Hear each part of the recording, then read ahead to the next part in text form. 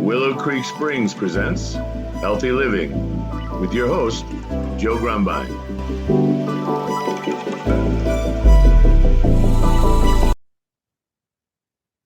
Well, hello and welcome to the Healthy Living Podcast. I'm your host, Joe Grumbine, and we got a really special guest today. It's been probably over a year since we've recorded an episode, but we have recorded many episodes together. Richard McCuen, welcome back. How are you doing today? Hi, Joe. We're doing a lot better, and we're glad to be back. And we promise this time that we're going to stay back and start tackling things I because love it. I love we've it. got a lot of information people need to know. I think it's been probably close to a year and a half, maybe more, since we've recorded, because I think one of the last episodes we recorded was after your mom died. Yeah, And that's been more than a year and a half. And we, you were dealing with your family and all the grief, and you ended up moving, and then you and I both went through a bout with cancer, and you've been dealing with your shoulder issues and so many things. We've decided it's time to get back into the studio and start recording some of the things that we've learned and experienced so that we can help other people. Anyways, it's exactly. great to have you back. We've been yapping away and I've been enjoying it. Yeah. So to bring up from where we left off the last time, as far as Mhm. dealing with my mom, I ended up with like what I've been studying and researching is hereditary inheritance. Like what are some residual effects that I possibly would have to deal with that our parents didn't deal with. So when my mom had got passed by the pancreatic cancer, I started developing the pancreatic cancer, and it started with a blockage in my gallbladder. The main duct was clogged with a cyst to where it it was clogging the gallbladder. Well, Wow. that's where it started, and I was able to cleanse myself, and I got the freaking the mutated cell is what I'll say. I got it out of my system. My gallbladder's fine. Nice. If I wouldn't have been able to do that, and they wanted to do surgery, they want to cut me open Oh yeah, and do these things, and I just couldn't do it, Joe. And I hear you. I paid serious attention to when my mom was going through things, and just second by second, milliseconds, I was just paying attention to what everything was happening and why. And I just, instead of getting overwhelmed with everything, I started dissecting what the actual cause and reason was of why I'm having to deal with this. And it was just because of my intake of what I was putting in my body.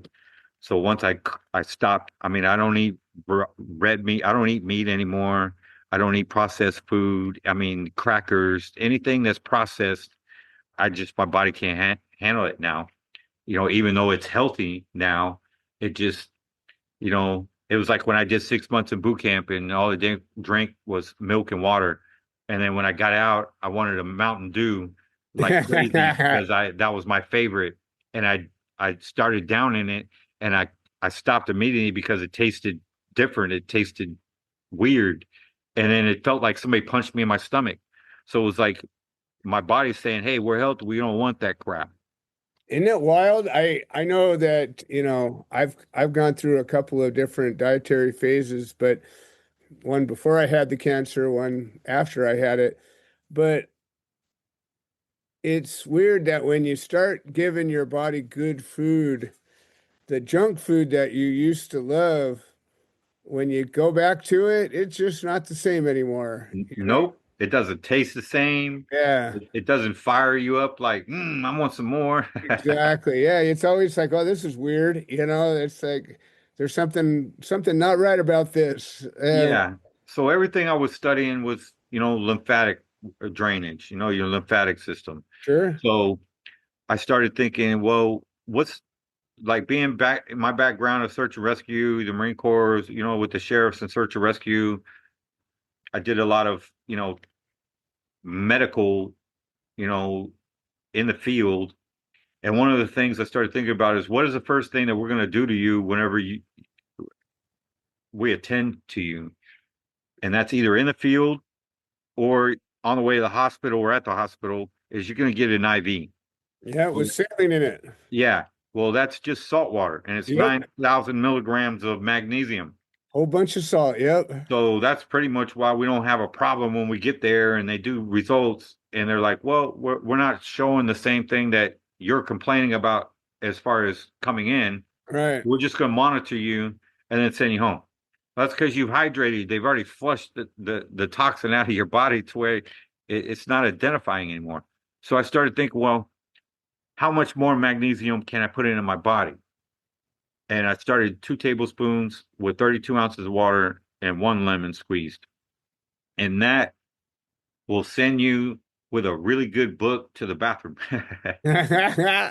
So, and it's in an IV, they put it on a slow drip so that therefore it's hydrating your system cellularly. If you drink it fast, the 32 ounces of magnesium water, it's going to go through and it's going to like how psychedelic medication does to your chakras. It's going to scan your body and then it's going to get rid of the waste. So that's what it does. And I've had people come to me and say, "Man, I don't want this crap anymore. I don't want that anymore." And all Yeah. they had was salt water. Hmm. You know, like I did it with my girl. She's like, I want to cleanse, my body. I said, all right. So I 32 ounces of freaking water, pH. We use a copper jug and set it in the sun. That charges, during the day, 4 hours. It'll mineralize the water like mountain water, spring water, take all the metals and everything out of the water, and it'll properly pH balance. Rainwater is 6.0 to 6.2 pH balance. So anything between 6.0 and 7.0 is where your body can live acidic free and be, your blood will be thin and oxygenated to where there's no mucus can form to cause disease. I did it to my girl. I gave her 32 ounces of water and I squeezed 1 lemon. That's it. And I told her, slam it, drink it. Don't sip on it, drink it, get it down. Like they do in boot camp. Hydrate, get it. You got 10 seconds to drink this, liter of water. And what that does is it's going to oversaturate your entire lymphatic system and whatever mucus or anything that's attached to whatever cell or vein or artery or anything, it's going to flush it out. And she came back, from, her session and she immediately said that she did not want any more of the half and half for her, which is what, we use for creamer for coffee. Okay. She immediately I said, how you feel? She goes, I don't want any more half and half. All right. Well, that was her body during the cleanse telling her that this was one of the things that was causing the problem. Absolutely. So on a cellular level, her body talked to her. So Yeah, dairy she causes listened, a lot of people a lot of issues.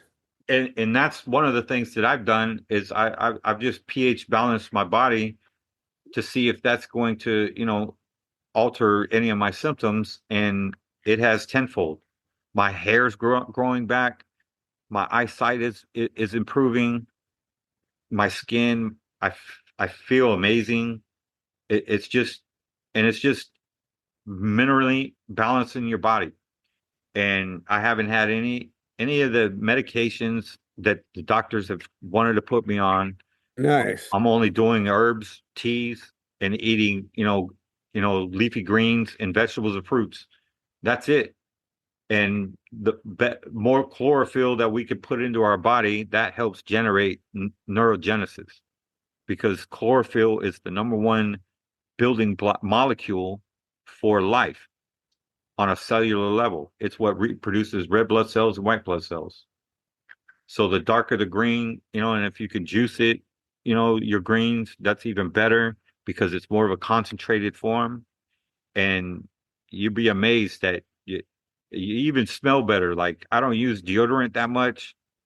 Like it's just different. I feel different, and especially at my age and everything. I'm 55, and everything that I've been through and put my body through, there's no way in heck, Joe, I should be in the condition that I am. I should be worse. I But hear you. the body is responding and it's changing. And when I wanted to, the tumor that came out of me that was in my pancreas, in my small intestine duct, where that that it was partially in my intestine, and the other portion of the tumor was in my pancreas. They wanted to cut it out of me. Yeah, that's a bad idea. Yeah, God flushed it out of me. Nice. And it would have been a 6 to 8 month recovery. And dealing with cancer alone, like when somebody starts, like when you started your treatment, I started my treatment, it's pretty much about a year recovery, Oh yeah. because everything that the body goes through, it has to regenerate Oh yeah. every No, single cell over. they strip you down and then you got to put it all back together. Right. So that can be really hard, especially when our bodies are already going through the stages of aging. In your later years, we need as much ammo that we can That's to for fight sure. and battle You whatever don't we just got. bounce back the next day anymore. Well, listen, No, Richard, we're touching on a lot of things, and it's great. I think what we're going to do is we're kind of priming the audience for the elements we're going to go deep in. We're going to start a series. We haven't named it yet, but you and I are going to go through and talk in depth about the tools that you've discovered and that I've discovered about healing, and it includes Western medicine and herbal medicine and natural medicine and prayer and all the good stuff. But I wanted to kind of start before we jump deep into all of these things is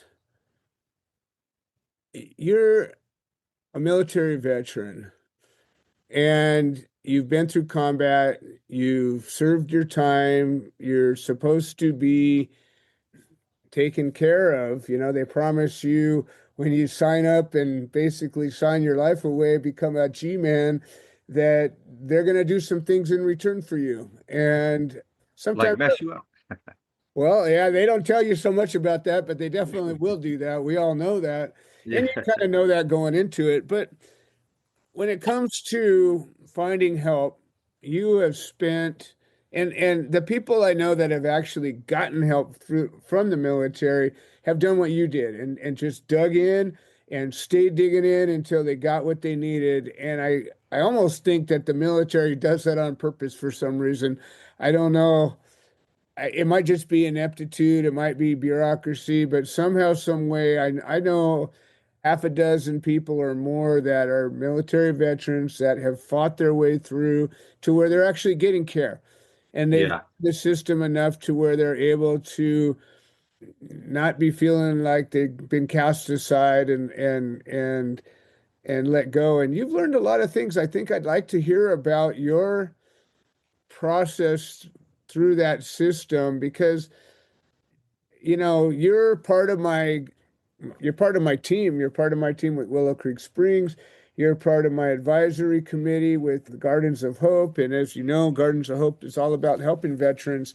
I think if people can listen to your experience a little bit about how you found your way through the system and even finding practitioners, doctors, all the different people that you've dealt with, why don't you share that story with us here so that our people can maybe at least determine if they're on the right path or not. You know how it is when you're trying to navigate something and you're walking down a path that you sometimes you feel like you circled the same spot again. You're like, was that same rock I just saw? Or Right. is it another rock that looks like it? You don't know if you're lost, you're going around in circles, if you're heading right down the right road. And I think having somebody that can talk to you, going through cancer and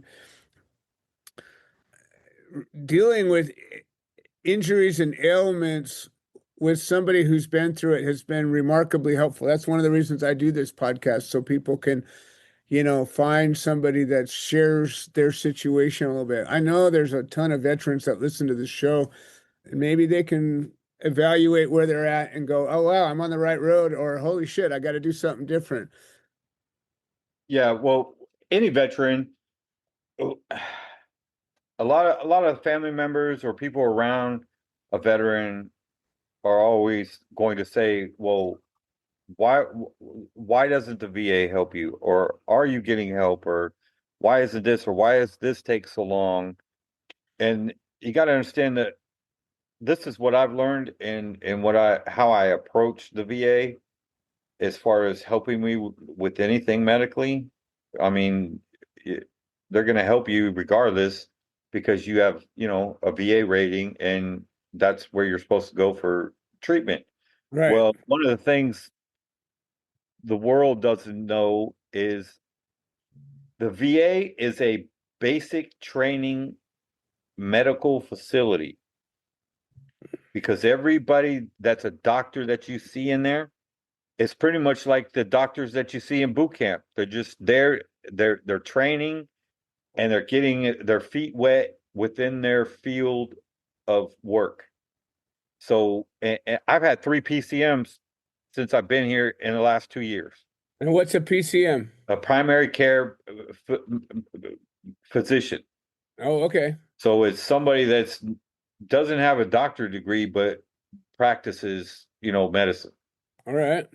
And these are all military doctors, and they're just going through the process of like on the job type training. So they're with you for probably maybe a year, and then all of a sudden you get reassigned to another PCM. Start all over again. Well, you'll have like a year that you'll be seeing, because every 6 months you only see your PCM or your doctor twice a year. Oh, wow. That's it. Unless you have something that is an issue, then you have to email them and say, hey, I need to be seen, and then you go in for treatment. But to one-on-one with your doctor that knows is supposed to help you with your health, you only talk to twice a year. Wow. Or you're seen. Well, this doctor that was really helping me align myself to get the right treatment and done, I no longer have, because his year's been up. So now, which is kind of ironic, Joe, because when I did the blood work, Yeah. and then the very same day I had my blood work done, the doctor called me and told me everything was good. Yeah. That Monday, which that was a Friday that I did it, that Monday I was reassigned to a new PCM. Oh, geez. That's just too not like a coincidence to me. Yeah. Like, and I still haven't heard from or no one I'm supposed to see this new one. Wow. And it's like I have to contact, or the veteran has to contact to find out what's going on. So that's pretty much the medical treatment that is available to us as veterans. And it's pretty much no different than if we had a primary, I mean, a private doctor through insurance.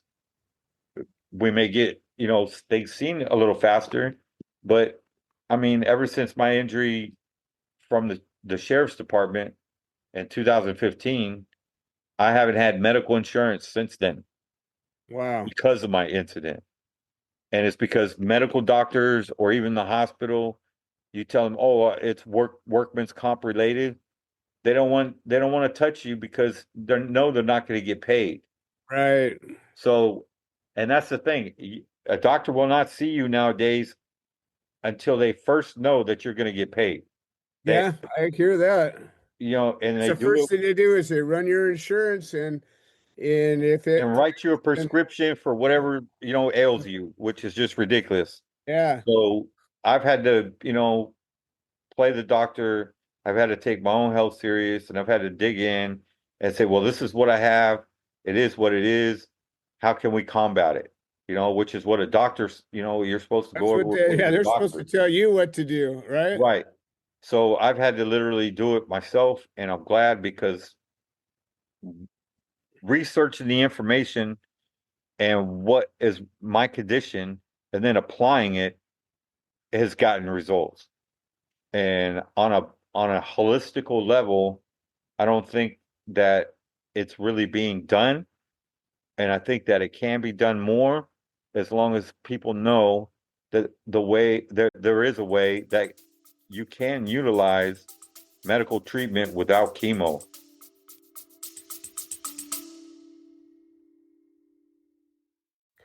Hi, this is Joe Grumbine, and I wanted to share an update. The platform that hosts this podcast has made some changes to the subscriber settings, and we have a number of subscriber-only episodes that we offer to the supporters, and for a minimum of $3 a month, we can get you signed up. And if you're already signed up and you're having some kind of trouble locating these episodes in the other platforms, I would say maybe the best answer is to unsubscribe and then resubscribe. I'm sorry for the hassle. I don't have any way to make a change, but I'm very grateful for all the support. Thank you. Well, and what I want to share, and I've learned this there's a group of cancer patients that I meet with every Sunday with Dr. Hoffman, and we just sit down and talk, and we share our experiences. And there's a number of doctors in that group that are also dealing with cancer. Doctors get cancer too. And there's this one doctor, his name's Emil. Can't think of his last name off the hand, but Exume. And he's a retired surgeon. The guy's brilliant. The guy's smarter than the next 10 people I know. He just knows about the biology, the physiology, the molecular, the protein switches. I mean, this guy just like, you talk about a thing and he'll know. But he doesn't know because he just got gifted that information. He spends a lot of time researching sources that you can count on. And the one thing that he says, and I think it's important that people consider this at least, is that when you decide something is worth spending your time doing, what's the level of evidence that backs that up? And like, there's people that talk about things all day long. People write books about things. People say, oh, I cured my cancer with this. I cured my cancer with that. But the truth is, they had a cancer, they did a thing, and the cancer went away. But that doesn't necessarily mean the thing they did made the cancer go away. Right. It just means they did a thing and the cancer went away. And when you really start doing research and you go, oh, well, I did this other thing and I did that other thing, and those two things together probably got rid of the cancer, and this thing had nothing to do with it. And there's a level of evidence that comes from studies, comes from research, comes from testing, comes from bodies of how many people have done it, and observation. And, you know, at the end of the day, I'm my own guinea pig. I'm the one who's testing myself.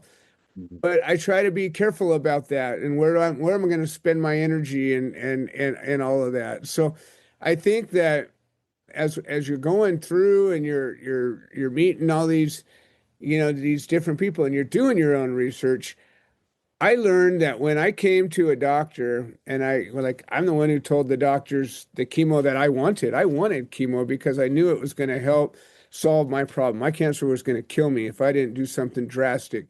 And all the diet and all the minerals and all the stuff I was doing wasn't doing what I needed. And I knew that a combination of my diet and the oxygen therapies I was doing and some chemotherapy together were going to knock it out. And I was able to do my research, and I was able to go to the doctor and say, hey, listen, doctor, I'm fading pretty quick. I'm not able to, you know, sleep anymore. I'm in pain. I got this giant grapefruit sticking out of my neck. But I think if we did this, it might work. And I gave them 3 drugs that I think if they were to give it to me, I think it would help. Now, they didn't know about all the other stuff I was doing that was going to make it work even better. Mm-hmm. But the research I did matched the research they knew. And they said, oh, yeah, I think we could do that. and they worked with me. Now, Mhm. if I would have just come to them and said, well, I want to take a bunch of apricot seed extract, or I want to take a bunch of, whatever, this mineral or that mineral, they'd say, well, you go on ahead and do that, but this is what we want to do, because it wouldn't match what they've Right. learned. And so I think it's important when we're studying things to really look at the source and the repeatability and the amount of evidence that says this is a real thing, because there's a lot of good information out there, and there's a lot of okay information out there, and there's a lot of bad information out there all at the same time. Yep. And that's where it confuses a lot of people when they give up. Yeah, Is because they're c- they're not following the right informational path. exactly. And that can be fed from family, it can be fed from friends. It all comes down to the individual and what you're going to do and what Exactly. you're going to believe in. And if we can provide, different tools that can assist somebody that they could do on a healthy way that's not going to harm them, Oh yeah. that's, pretty much what we need to go back to is just basic medication or basic medical treatment. We're going to a doctor for just about anything and everything, which is not what we used to do 20, 30 years ago. A Well, doctor was only implemented because of, extreme issues, not, you know, a cold or something like that. right. Yeah, you used to not go to a doctor unless some part of your body was hanging off, or Yeah, you were yeah, running 108-degree temperature or something that, you were on the edge of death, and then you reach out to the doctor and say, "Hey, doc, I think I need some help." We usually right. take care of most of our own problems ourselves. I think that's a big difference too. You're right. Yeah, because what made me really realize it is my son, he lives up in the mountains in Cali in Three Rivers, Hmm. and they only have a volunteer fire department, and Okay. they don't have a hospital up there. He has to Wow. he has to go down the mountain to go to the hospital, which is where I Wow. live. And if you think about it, that's just based on your environment and what your food intake is. So up in the mountains, you have a higher elevation, which it you're not around all the bull crap and Right. frequencies and bad food. Yeah. You're breathing in better oxygenated air. Things like that contribute to not being as sick, that you don't get a cold or anything. Because he's been up there going on a little over 3 years, pushing 4 years. Okay. And I've asked him, I said, when was the last time you were sick? You know, Yeah. you're basically just sick. And he says, I haven't. And it's just because of he's out working in the environment, Exactly. he's spending time in the environment, he's eating Yeah. better, he's feeling better, and Get he outside, has spend to a go little to the time in the doctor because sun. they have a Percent. sniffle, Yeah. Right. Exactly. and that's how our grandparents lived and everything else. There was only a doctor came to the house because they were on like near death, not Exactly. because, oh, I have a sick, I feel achy and I don't feel like working today. That was unheard of. Why? Because our food was Shoulders are a better, little our short, environment was sore. better. Yeah. Right. Yeah. So, I mean, nowadays, every single person, you can bump your head and Right. you got to go to the doctor, or I feel like crap. Why is my temperature going up? Right. I'm going to the doctor. We've taken the basic needs of our own survival away Yeah. from us, I you hear know. you. Now we're having to go back to that. And when you're opening up to teaching that, it's like you're a prehistoric dinosaur that is, outdated because simple life and how our body makeup, works seems to not, nobody cares about. I love it. I love it. And I really haven't talked about that as to how we approach professional health care. Like, I hadn't I maybe take it the other extreme. Like I didn't go to a doctor until this lump got to a point where it wasn't going away, and I tried everything I could try, and it wasn't going away, and it was starting to be, more than noticeable. I mean, I had people I didn't know asking me about it, what's with that lump? And I was like, maybe I should get it looked at, and a lot of people might have, as soon as they noticed some little anything, they might have gone and looked at it. Maybe there's a wisdom to both sides of that, but I just know that when you realize you got a problem, it's not so much. I think it's important, and I think you've learned this, and I talk about this on the podcast pretty regularly. I think it's important enough to keep talking about. You're in charge of your health. You, Richard McCuen, Yep. are the only one that's in charge of your health, and all the people that give you advice or offer you assistance or give you a prescription or a test or whatever, those are people that you've chosen to seek guidance from, and you're going to weigh their input based on your own experience. Yeah. And I think that's important to remember, because I think a lot of people, they go to the doctor, and the doctor, like you said, all of a sudden they're like, oh, well, you need to do all these tests. Well, okay, think about that for a second, right? A doctor used to look at you, and he'd look in your ears, and he'd look at your tongue, and he'd look at your pulse and your blood pressure, and he would look at any place where you said this hurts or there's a bump or a rash or whatever, and he'd observe you, right? And then he would make his determination of what the next step would be. Maybe it means you got to get some blood tests. Maybe he was able to figure it out by watching you. Mhm. Nowadays, I think they're just like, go right off the bat, go get some tests done.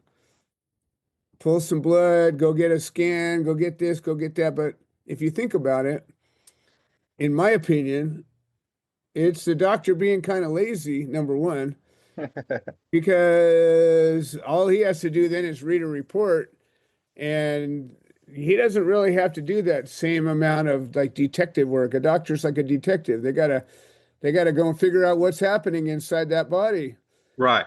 And when somebody can hand them a report and say, hey, we've already got a forensic report, here's the problem, then you just go, okay, go to your book and say, here's what to do.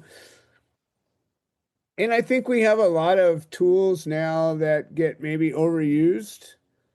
But the other problem is a lot of times these tools get interpreted wrong. I don't know how many times people say, oh, I went in and got a test for Lyme disease and it came back negative, but I still have all these symptoms. Or I went and got tested for this and it came back positive, but then it turned out I didn't have that at all. I had something else. Right. And so I think it always comes down to you. And your job is to figure out, and I had to learn this the hard way, because remember, a doctor told me, oh, you probably don't have cancer because this lump is so big that if it was cancer, it probably would have had you shrunk down to nothing by now. Well, because I was a tough son of a bitch, the cancer didn't get to me that way. Mm-hmm. And it was able to get bigger before it was able to take me out. Well, that doctor was wrong. And I listened to him. And I was like, oh, cool, I'm good. I'll just wait longer. And I waited another 9 months.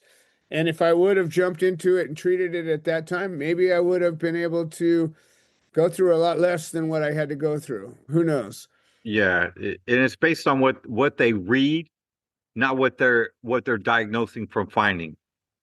So like I have blood work done, and they said, well, you have some red blood cells in your urine.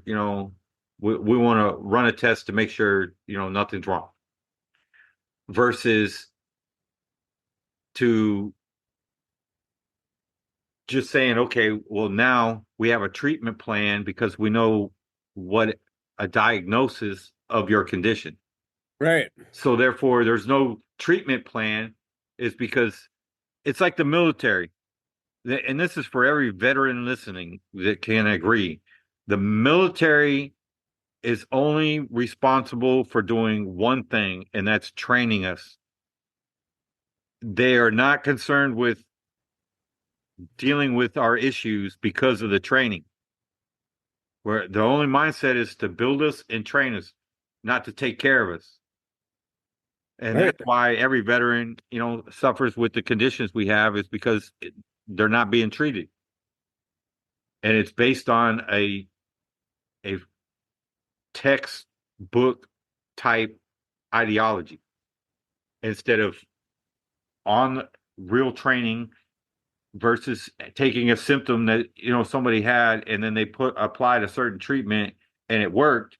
Okay, then we don't have to continue testing, and if a doctor is, you're going in and say, oh, I have, you might be subjected to having cancer, so I'm going to schedule you for this test and this CT scan and this blood and this all they're doing is scheduling you for testing. Right. That's not treatment. Right. No, it's not. That's and studying you. They're studying you. Right. Not helping you. Exactly. They're studying you. So Yeah. I was like, no, I don't want to be studied. I want to Right. be helped. Yeah. So I flipped it on them, and they tell me, okay, well, you have pancreatic cancer, and then I go, okay, thank you, and I go home and start applying treatment because of what I was told. Right. And then through that treatment that I put myself through, I got results. There you go. So therefore, only listening to the doctor because, well, yes, I do need a doctor to be able to look inside me because we can't see what, is wrong with us. I don't have a lab to run blood work and be able to Basic analyze testing. certain things. Yeah. And that's anybody needs is just basic testing, and you can get it done from any doctor. Sure. In the world. Is just, hey doc, can we run some blood? Right. This is how I'm feeling. You get the blood results back or whatever X-ray. It's going to tell you the results of why you're complaining. So therefore, there should be a treatment plan immediately put in place to combat those ailments. Right. And it's not done. They just want to keep continuing. Oh well, it shows you have this, so we're going to put you on this pharmaceutical med. Right. And see if that helps. Slows the symptom. And then you're complaining that you want to pull you got all these purple demons chasing you around at night, right? Because of the medication, and you're like, I don't feel good. Yeah. And what do? They put you on a different one to combat that med, not your symptoms. And then the cocktail battles begins, and that's so they're just screwing you. And I didn't want to be the pharmaceutical guinea pig for nobody because, like you said, it's our life. Yes. Not theirs. We just need them to assist us in a format that we can defend. Well, and I think that even pursuing and studying natural answers, we have to go through and try things and see if they work. I went through a dozen treatments that I thought were going to work that didn't. And then I kept going. I'm like, okay, well, I tried that one. I wanted to see, kept testing. Nope, it hasn't had any effect. Okay, I had to decide. Am I going to keep trying, maybe do it a little longer, a little more, or try something else? But that was my decision. And as you're going along, sometimes we get blessed and we get good results the first thing we try. Hey, good on you. Maybe God shining his grace on you and you got led to that right answer the first time. Me, I got taken the long way around. I got to go up over the mountain and down into the valley and around the forest and dig a trench and build a little home. And, I had to do all these things to find the answer, but I found it. Yep. And some people, persistence. Right. And I wasn't going to give up. I wanted to live. I wanted to get back to my healthy life. And that was my goal. And I was going to stay to it till I did. Well, it sounds like you did the same thing. And fortunately, it seems like you found your answer a little quicker than mine. And it's important for people to realize that there are some answers that can help everybody. Yeah. like what the things you're talking about. You're talking about basics, pH and minerals and salts and things like that. Diet, exercise, sunshine, all the pillars, sleep, and all those things are important to everybody. But when you're dealing with a cancer, they can be caused from a dozen different things or more. And each one is unique in its own where it's at in your body and different mutations, different set things that cause it. Like in my case, it was caused by a virus, a virus that everybody has, but for some reason it gave me cancer. Okay. But at least they figured out that that virus was connected to it, and that helped me find answers. And if they Mm. would have done the test that said you have this from a virus, I would have maybe gone down some different roads. But Right. I was able to get those answers from their testing that said, okay, well, I know what I'm dealing with now. And now I know how to go after it. At least I know how to try. When they figured out you had, pancreatic cancer, there's even more levels they can do. Like they ended up doing genetic work on mine, and they sent it off to a genetic lab, and they came back with information. Fortunately, by the time I got that information back, I had already solved the problem. I didn't need their, That's how it's been for me. didn't matter. But the point was is if I hadn't have, I would have had more tools to go and chase it down. And we don't stop. It's like if you're really at war, like I don't know what the hell the government's doing these days with their warfare, but they're not trying to win anything. They're just doing something. And then it used to be if you went into battle, your goal was you got to win. And so you're going to throw everything you have at it. You're going to go at it every means necessary, and you're going to accomplish the objective. Well, that's what you need to do when you're trying to find your health. If you got a disease or an injury or an ailment of some sort, if you're not going to go at it with everything you got until you get your answer, then I don't know what you're hoping for. And so, it seems to me like, you've been able to go through, you just had a CT scan that showed you were all clear, right? Hmm. So, in my case, I needed to know in a very specific way that what they were looking at wasn't cancer, and I was able to get that. You were able to do it in a different way, which is so important for people to realize. There's not one set of answers. Right. So You for have a multiple range of ammo oh that is yeah, available to us that hasn't been tampered with or tapped into on this type of level yet. And I think we've done the research, we've done the hard work, we've battled what we've had to do just to do that exact thing, is to help better implement somebody else with the same, condition, and to exactly. give them more ammunition to say, well, you don't have to do it this way. There's other ways that can be done. And you Mhm. have a wide variety of different platforms that you can use that are healthy and good for you. And it may be just one, or it could be all of them. Who knows? Maybe you need to do But a whole bunch at of least things, but at least we're providing a better way for somebody to understand that, oh, this is available. Oh, I didn't know I could do this, exactly. Well, and here's another point that trial by error. I bring up sometimes because, especially with cancer, when you go to an oncologist and they've diagnosed you with cancer, a lot of times what they want to do, they call it standard of care, which is their textbook box that they work out of. And they generally want to hit you with a lot of things all at once because that's what they know. The truth is, a lot of those things might not be necessary, number one. And number two, they might cause you more harm than the good they're going to give you. And if you don't do the research and you just do it, you end up getting beat up by radiation, surgery, all the different things, maybe the chemo. And if you do your own research and figure it out, you can realize that what if I started with the least likely thing to hurt me Right. and then step up to more and more dangerous things if that doesn't work? Doesn't that make more sense than start with the most dangerous thing and hope you survive it? I mean, it just like it's crazy to me the way that modern medicine, with all of its infinite, or not infinite, but with all of its wealth of information that it's gathered over the last several hundred years, and they still go, well, hit it with the nuclear bomb first because you're most likely to survive. What? That doesn't make sense at all. Like, why wouldn't you start with the thing that might work and might not hurt you?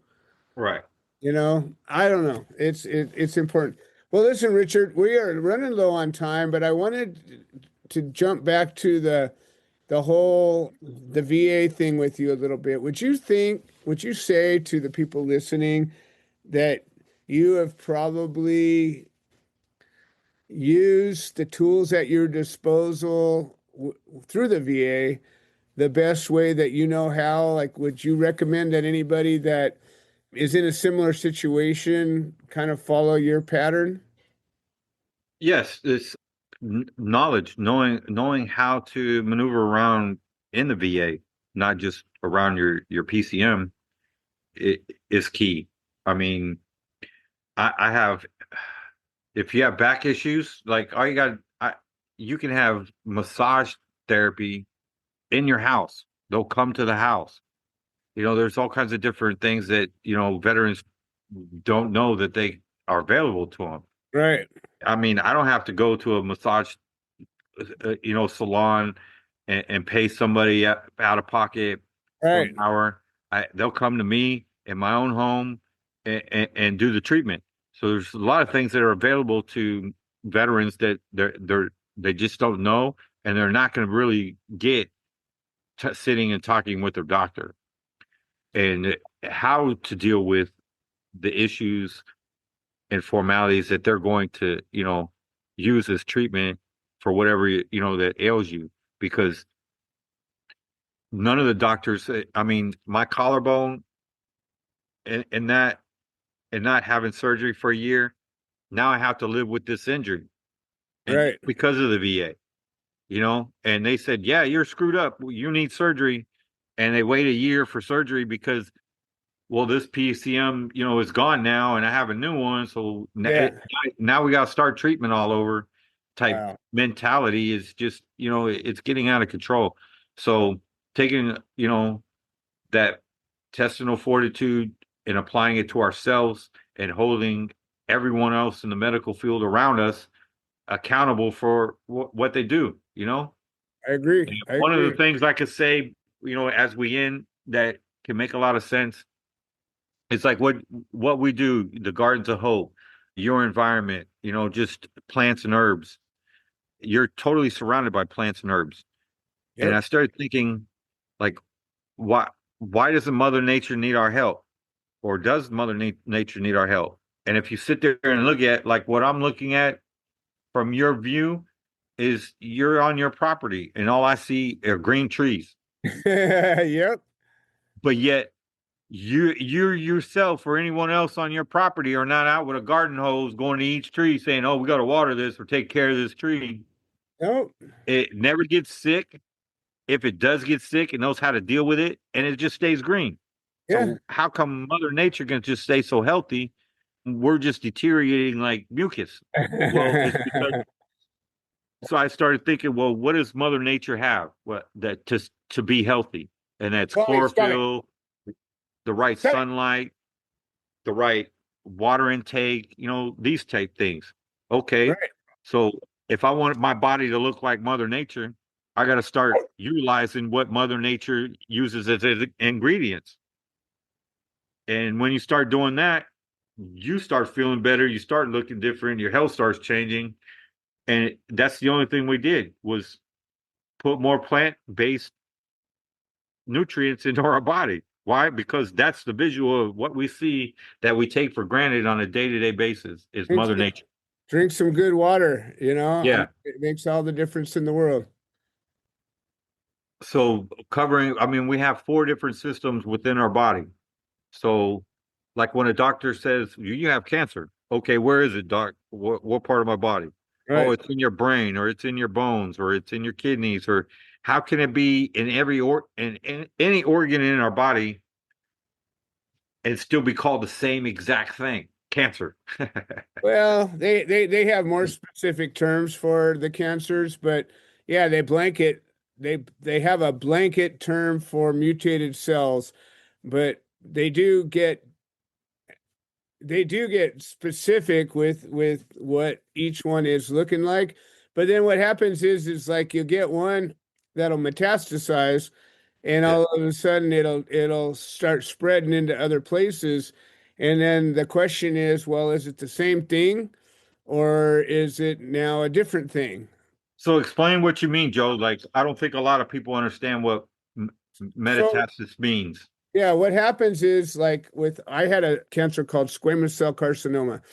Carcinoma just means a malignant tumor. So you can have Right.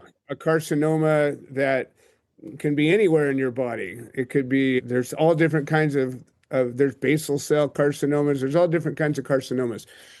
Squamous cells are a type of cell that you have in your body, and you have them in your head and neck. You have them in your lungs. You have these squamous cells on your skin. You have these, it's a type of cell.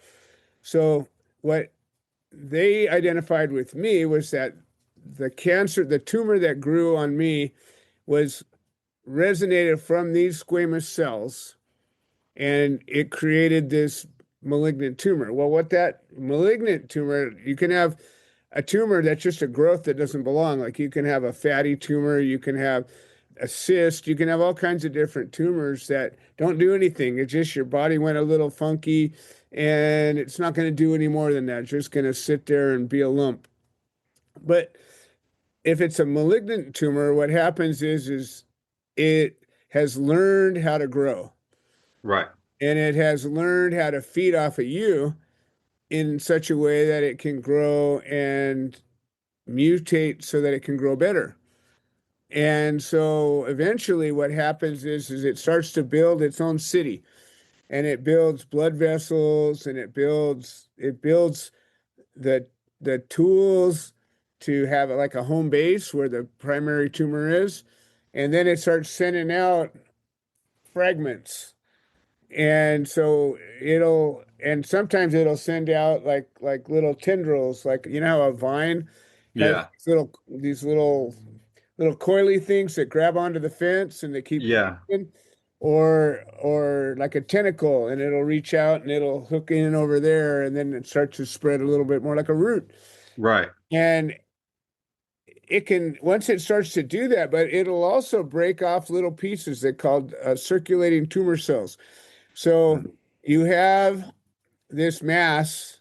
In my case, it was in the back of my tongue and in my neck. I had two of them.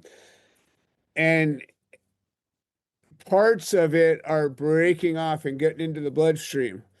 Now it's floating through your bloodstream looking for a place to land.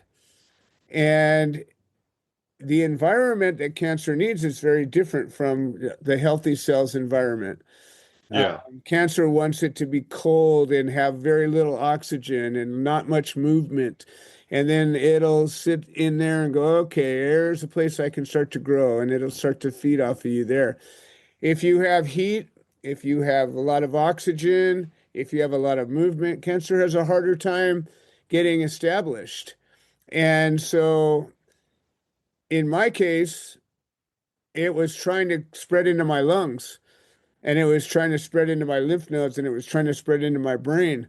But once I figured out I had cancer, I started super oxygenating myself, and I started sitting with heat, infrared sauna, the regular sauna, sweat lodge, hot showers, heat lamps. I mean, I was hitting myself with every kind of heat I could, doing oxygen a bunch of different ways, exercising as much as I could, and it made it to where it never was able to spread. Right. And then I figured, Malignant. yeah, and malignant means that it's growing and it's going to feed off of you. Metastasizing means it landed somewhere else. Right. And That it's potentially can spread. and if once it metastasizes like into your bloodstream, like pancreatic cancer is a particularly dangerous cancer that if it spreads, it generally 90% death rate. Yeah, it's going to spread. It's one of the least curable cancers if it gets to a certain point. And it'll get into your bones, it'll get into your organs, it'll get into your bloodstream, and it just causes hell. And to And tell you the truth, Joe, one more test, and they were going to tell me that they couldn't do anything, exactly. and it was in my intestine and in my pancreas. There you go. And so once So it's spreading, at that point, then they go, well, there's not like if it's in a local place, there's a lot of things they can do. They can operate, they can try to cut it out, they can hit it with radiation because it's in one spot. Chemo, they can do kind of no matter what. They have immunotherapy, they have stem cell treatments. They got a lot of different treatments now than they used to. They even have heat treatments where they put a little heat probe right into a tumor and hit it with heat right from there. They have ultrasound, they have all kinds of things now. But once it starts to spread, it's almost impossible because once it gets a hold somewhere else and it starts to land, that means your whole body is like become a fertile ground for it. yeah. And Once it's in your pancreas, the reason why they say that it is terminal and there's nothing that you can do is because that's what the your pancreas is responsible. It's like the pharmacy of the body. right. Its only job is to produce hormones. Yeah, it makes all that insulin. So It's the if you process. have oil mixing into your blood, and then it that organ has to produce more hormones for the body, you're getting that production of the oil and water mixture in the same format. So if the disease is already metastatic and it is in your pancreas, your feed it's like when they biopsy a tumor and then it spreads throughout the whole body. Your pancreas is already cancerous and detrimental, and it's releasing hormones, doing its job to support the body and all your other organs. Well, it's releasing all that bile and mucus and everything with it. All So right. it's going to spread all over your body and you're done. That's why when you get pancreatic cancer, it's a 90% death rate. Yeah. And it's because they know that, but they don't treat it. And I was in that position. Right. I was already shown what it's going to do and the outcome from my mom. I Right. watched my mom with it, and they didn't help her. They Right. didn't treat her, and she died. And now Yep. I was diagnosed with the same condition, and I didn't play the doctor's game. I listened to him. I knew I was dying. I just applied treatment, Joe. And Right. it's exactly what somebody needs to know is the treatment that is available to their own self to be able to combat and guide themselves through what a doctor is actually telling them that they need. Because if I Exactly. would have listened to the doctor, I wouldn't be here. No, I hear you. Well, And Rich, burned up more time than we're supposed to, but I knew we would. It's so great to have you back here. We touched on a lot just of. seeing you, Joe. Yeah, absolutely. Well, I'm looking forward to building this new series and going deep into some of the topics that we touched on today. We kind of touched on a lot of stuff today, so I'm looking forward to really focusing on one piece of that and going deep into it and learning about, some of these tools, some of these systems, some of these ailments and how to go after them and really sharing both of our experience and how we resolved our problems that would have taken us out. Neither one of us would be alive here if we wouldn't have done all the things we did. And I'm glad to be here. I'm glad you're here with me. And the one thing we did is we trusted ourselves, Joe. Yep. And that's what we need to help others do is trusting themselves with the right information so that they can do the same. 100%. Because that's in the end, we're the ones responsible, not a doctor, not anybody else. We're the ones that are responsible for correcting ourselves. That's And it. by giving ourselves that fact that, hey, we have a problem, it's all right, let's take care of it. That's it. It's your And job. It's your health. It's your life. It's your responsibility. exactly. So It's been really good talking to you. I have some good ideas to help, maybe a different mindset to help Love it. unlock things, to help, others kind of see their health and intake a little different. Well, I'm looking forward to I'm hearing looking all forward your to wisdom out of that. Absolutely. All right. Well, we're going to start this new series, and we'll have a name for it by the time we come back. And I'm looking forward to meeting with you real soon to go on to the next episode. Yes, sir. All right. Well, this has been another episode of the Healthy Living Podcast. I'm your host, Joe Grumbine, and I want to thank all of our listeners for making this show possible, and we will see you next time. This has been another episode of the Healthy Living Podcast. We produce this show so that people can share their stories, people that have overcome obstacles, people that are undergoing obstacles. We're building a community of health-minded individuals. If you're interested in supporting the show, please leave a review on the platform you're listening to it on. If you're interested in becoming a guest, please send an email to itsjoegrumbine@gmail.com, or you can send a note into the notes section of the podcast. All right. Well, thank you for supporting this show, and we hope you've enjoyed it.